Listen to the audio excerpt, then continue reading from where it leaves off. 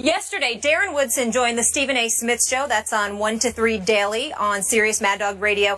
And they discussed Jimmy Graham. And basically, essentially what he said is that Graham is not a complete teammate and he does not block. Stephen A., can you get into this more in terms of what you and Darren discussed? Well, I asked him about Jimmy Graham because Jimmy Graham only has about 18 receptions on the year for like 174 yards. The first 2 games of this season, Skip, as you well know, he wasn't an active participant in the Seahawks offense. And even Pete Carroll came on the record and said, we've got to find a way to get Jimmy more involved. Darren Woodson essentially came on being a football analyst that he is, being a Super Bowl champion, really dissected and analyzed what he saw. And essentially said that he wasn't a teammate. He was a guy out there playing for himself because not necessarily in terms of selfishness, but that he wanted no part of the physicality. It's something that I heard Chris Carter allude to just weeks earlier when he sat there and said, look, Jimmy Graham would block, but let's be real, he doesn't want to block. That's what he said. And obviously, when you play the tight end spot, Skip Bayless, sometimes your responsibility is to help that offensive line ward off oncoming defenders towards the quarterback. You got to block. And that's not Jimmy Graham's strength. So because of that, Darren Woodson highlighted that just like Chris Carter had weeks earlier, except that Darren Woodson obviously sounded a bit more incendiary, to say the least.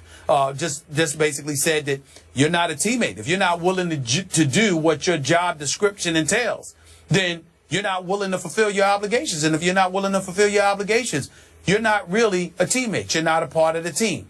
That was the conclusion that Darren Woodson came to. Now, we all know, to at least some degree, Jimmy Graham's background, how a lot of people have been getting on him lately. Outside of Rob Gronkowski, he was considered an elite tight end in the game of football in terms of his talent. We saw him humbled significantly when he went up against the Seattle Seahawks over the past couple of years. So the allure surrounding Mr. Fantasy Superstar himself, Jimmy Graham, sort of dissipated to some degree because we know that the fantasy football lovers just absolutely love him. But then he ultimately gets traded from, New Orleans to Seattle. And you're thinking, well, he's supposed to shine in this particular system. That has not been the case. And so it's been open season on him. Then now you see these stories coming out, talks about his background, talks about foster care, talk about being abandoned by his mom, talk about some of the things that he had to endure. So to call him soft in any way seems sacrilegious and idiotic. But in the end, what it comes down to is this, in my estimation, Skip.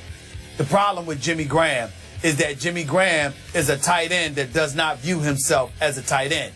Jimmy Graham sees himself as a wide receiver. Remember that beef he had with New Orleans a couple of years back when he was looking for additional dollars. He was saying, I'm not a tight end, I'm a wide out. And I guess it was the arbitrator, whomever it was, had declared that, no, you're a tight end, just like the New Orleans Saints says you are. And so they went from there because he was using it because apparently some money's allocated for particular positions and what have you. So that's what happened with that. But in the end, I think that Jimmy Graham is still a big-time talent. I think he's somebody that can play the game of football very, very well.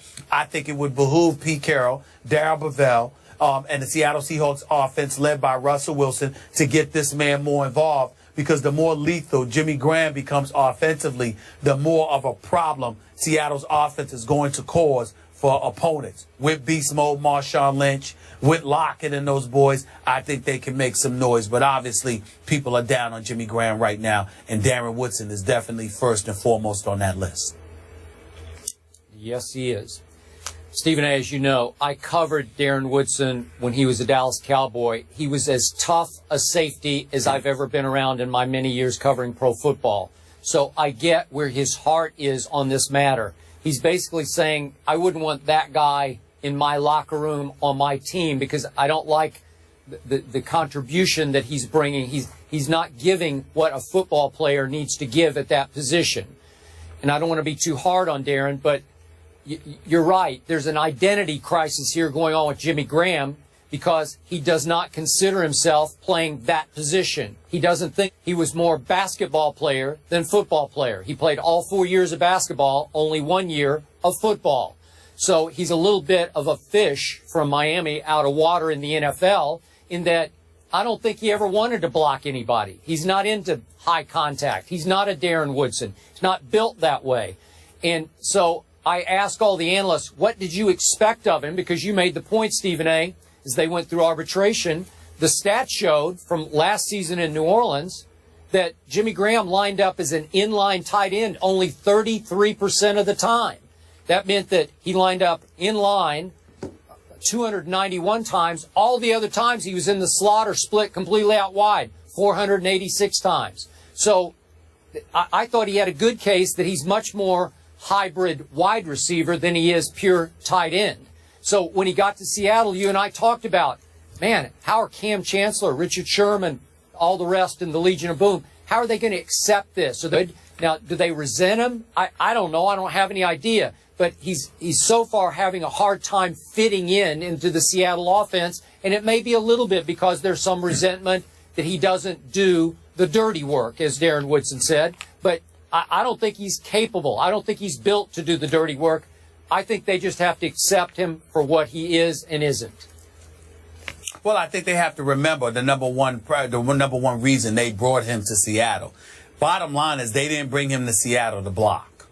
I understand that's part of his responsibility, but they didn't bring him to Seattle for that.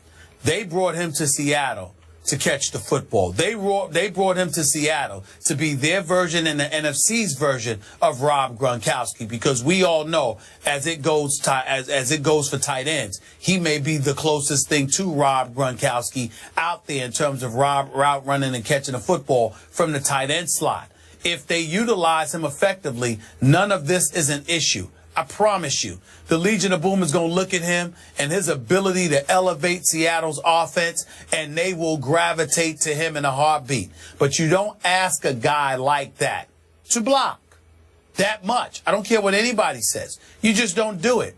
Because not only does he not want to, but he's not built for it, okay? He's a big boy, but he's not big and rugged like Rob Gronkowski. He's just tall and athletic. There's a difference. And when you have somebody like that, you've got brawlers and you've got boxers. He's a boxer. He's a finesse guy. He's gifted in skill. I agree. There's no rough and ruggedness to him. He might be internally stronger than they're giving him credit for, but he's not a rough and rugged kind of player. He's more finesse and skilled.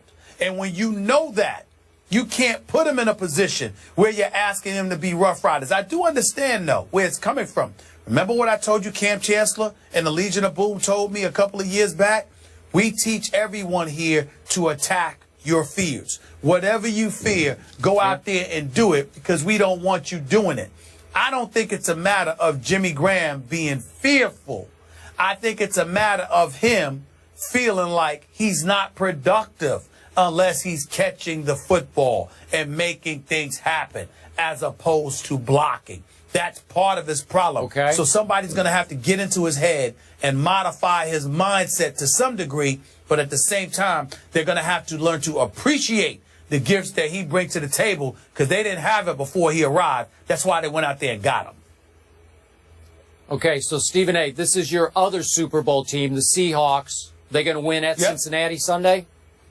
I believe they will. Their Easily? offense is giving me live, and they'll show up for this game. Cincinnati's very good. They're very gifted. You know, I have no faith in them in the postseason, but I think they're legit in the regular season. But they're not going to go undefeated. I think they're right to be had. I think that defense is big time, but I think Russell Wilson could do some things against them, and I think the Legion of Boom is going to rattle Andy Dalton. I think as pretty and as nice as he has looked throwing the football, I think he's going to be made to be very, very uncomfortable this coming Sunday. Give me a score.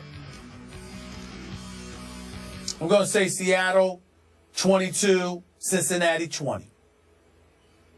Really? Okay, so you at least have it close. It's going to be close. I completely disagree with your take. I believe that your Seahawks stole a game on Monday night, short turnaround on the road to Cincinnati. They were very lucky to get out with their, 2-2 life after Monday night. Should be 1-3 going to Cincinnati. We both agreed that we didn't love some of the things we saw offensively. Russell Wilson turned the ball over a couple times. Then the defense giving up a near 91-yard touchdown drive, nearly to end the game. Not a great sign. Cam Chancellor's still trying to sort of find his way back into the Legion of Boom. Obviously, slightly rusty here and there, though he made a great play that looked like it had saved the game until the bat out of hell play occurred. So I'm going to go with Cincinnati here because I'm starting to believe in the Bengals. I did not even have them in the playoffs, but my eye test is telling me they have a different level of self-confidence this year than I've seen in the past.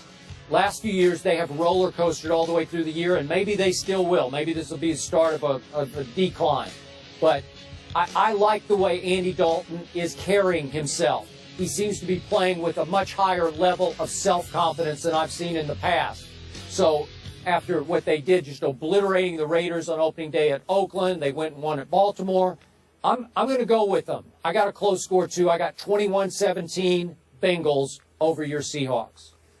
Well, I'm going to tell you this much. Andy Dalton has looked incredibly impressive. He's completed 67% of his passes. He's only thrown 1 interception on the season and 9 touchdowns. You know, his QBR is at 87, which is really, really great. It's better than most quarterbacks in the league, if not all of them. And then when I look at Giovanni Bernard and Jeremy Hill, I give a lot of credit where credit is due. And, of course, A.J. Green is one of the top 5 receivers in the game of football. And this defense is no joke either.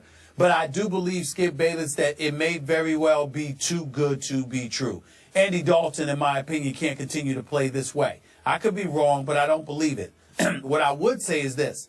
I want to give Marvin Lewis, who obviously I've called out on many occasions, I want to give him credit and be fair to him for the outstanding job that he's doing thus far. I also want to take a moment to give major props to Hugh Jackson, an individual who should have never been let go by Reggie McKenzie as head coach for the Oakland Raiders, who's now the offensive coordinator in Cincinnati, who I think is doing an outstanding job in terms of reshaping the makeup, the mental makeup of the Cincinnati Bengals, particularly, obviously, on the offensive side of the ball. They're coming after people, and I haven't seen them do that like this in all the years that Marvin Lewis has been there. So I'm going to give Hugh Jackson a lot of credit for what we're seeing from Andy Dalton and the rest of that offense now. Not because of their abilities, but also because of their mindset. They are coming after it. They are constantly on the offensive. And I like that mentality. Agreed. Stephen A. has Seattle, Skip has Cincy, both expecting a close one. Jimmy Graham, obviously a highly talented weapon, yet to fin with his new team. This situation personally reminds me a lot of DeMarco in Philly.